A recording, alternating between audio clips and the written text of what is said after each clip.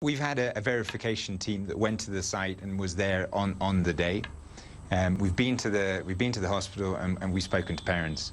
Many of these children were 6 years old, 8 years old.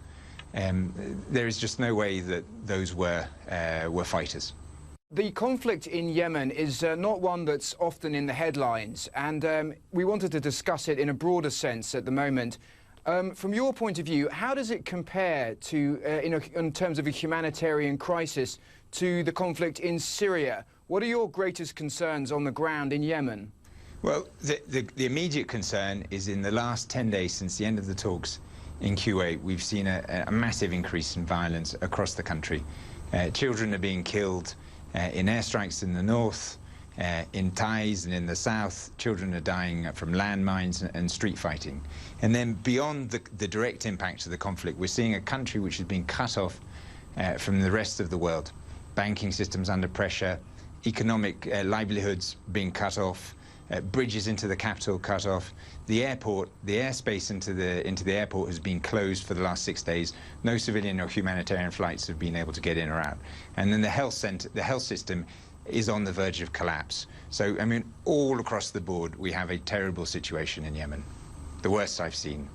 You mentioned the collapse of peace talks. What is the direct impact that you've seen of the collapse of these peace talks in terms of the fighting?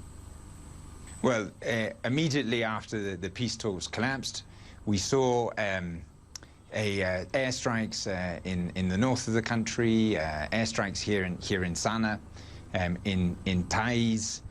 The fighting, which had always gone on, got far worse. We've got fighting now 80 kilometers away from Sana'a, in Nehem, in Jauf and Marib. So all across the country, we're seeing a spike in the violence, and civilians are getting killed in it. And looking at children, focusing on children, what is your greatest concern of the threats facing children right now? The biggest threat to children today is the health system.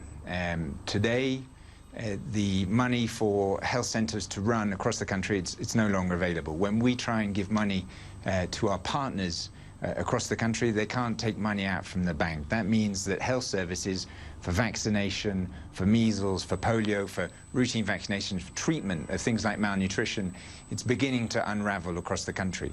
That means that we estimate at the very least a further 10,000 children will die of completely preventable diseases, deaths that would not have happened if it wasn't for this conflict.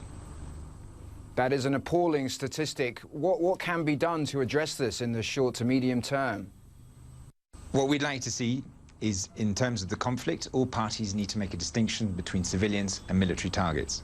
In terms of the day-to-day life in Yemen, people need to be able to have a livelihood, they need to be able to make some money so that they can pay for things like health services and education.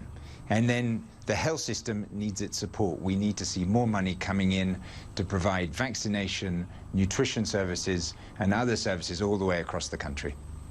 And finally, your prognosis for the long term, such as the situation is today? There's an immediate impact of this crisis on children today.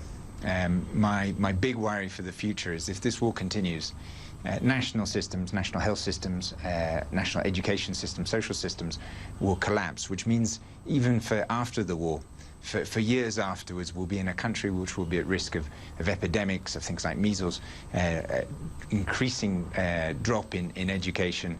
This will be a country that will be left damaged for many years to come.